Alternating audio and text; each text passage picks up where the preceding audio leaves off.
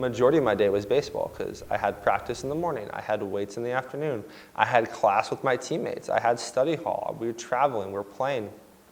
So it was a huge part of my life, and so when that ended, I lost that.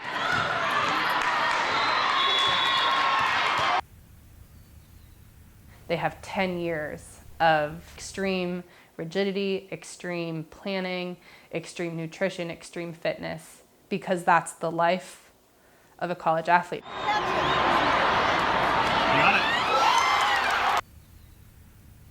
It doesn't matter if you're an intramural athlete or if you're a professional athlete.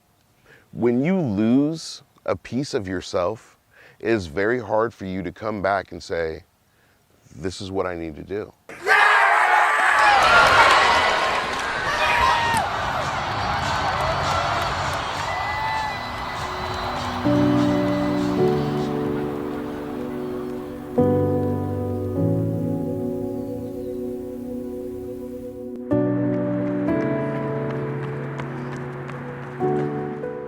I played Division II baseball at Academy of Art University in San Francisco, and I graduated with a BA in Communications and Media Technology in May of 2020.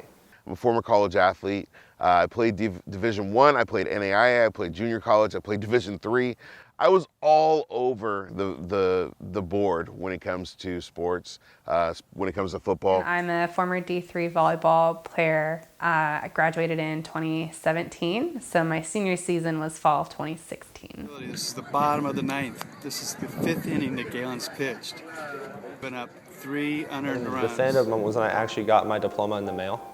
And I was like, okay, I'm actually done. I have my physical diploma that shows I graduated, and I'm like, this is it, I'm done. And I think that was the moment it finally all hit me.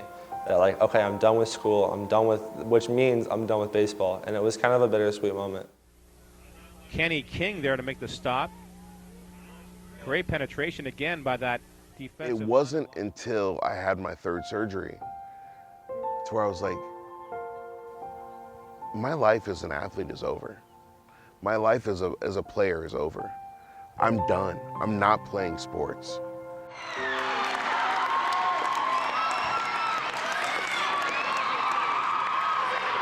Clicked for me when spring season was starting and spring lifts were starting, and I wasn't in the group chat. Seeing everyone get up early and being in the breakfast dining hall at like 7:30 after they've already been up for 2 hours, and I'm just rolling in there for my first thing of the day, and those were definitely the moments.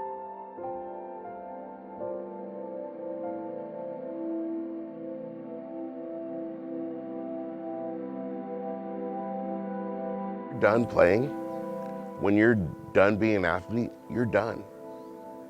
They don't help you.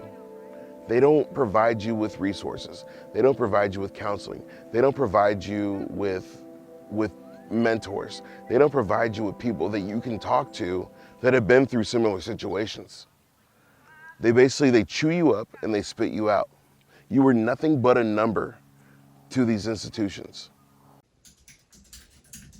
I definitely was told, hey, you're gonna have all this time, you're not gonna have a schedule anymore, feel free to stop by the weight room and say hi, and we'll work with you to put something together. But it was all of these resources that were there that almost felt like it was too far away.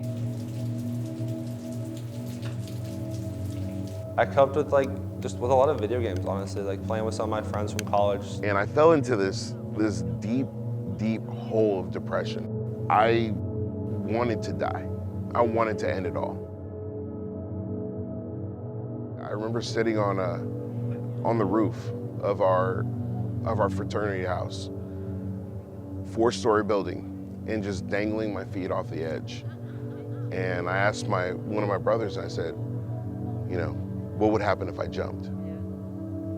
And, he pulled me off. Started drinking. I started using drugs. I started doing everything that I wouldn't have done if I was playing.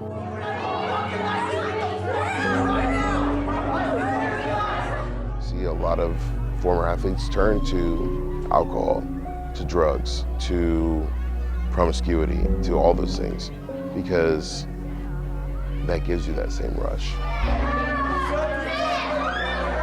It's like the thrill of victory, right? And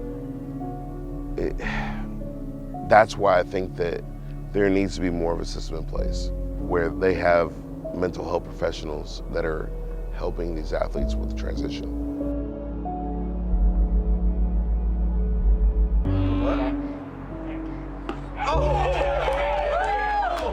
Definitely have asked myself the who am I question. It's definitely something I still ask myself because I haven't found that career that I want to have going forward. I mean, I have a job that I'm working, and it's a job, not a career.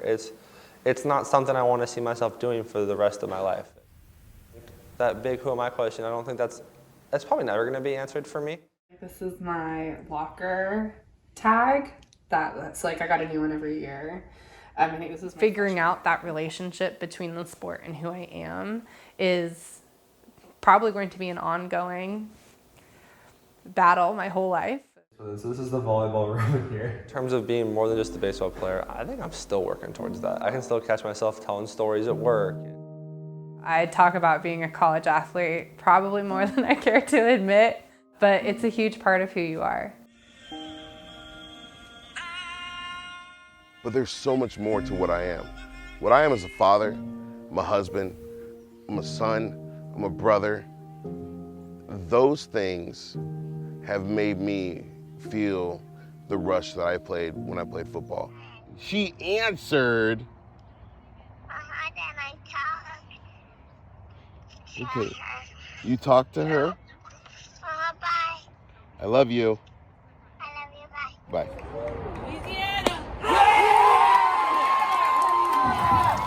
Baseball represents to me a lifelong brotherhood with my teammates and a lifelong brotherhood to a sport that I love, and I want to pass that passion and love on to the next generation. Football is something that I grew up around. My dad was a professional football player. I grew up in the Raiders locker room. What's good, Raider Nation? Welcome back to Real Talk. It's your boy, as always, Kenny King Jr. For me, football is something that always has like this position in my heart where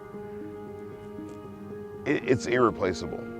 And it brings me this joy, this rush, this feeling of greatness to where it's like, you can't get anything better than that. I was born into a volleyball family. It's been a part of me for 26 and a half years. It will continue to be a part of me.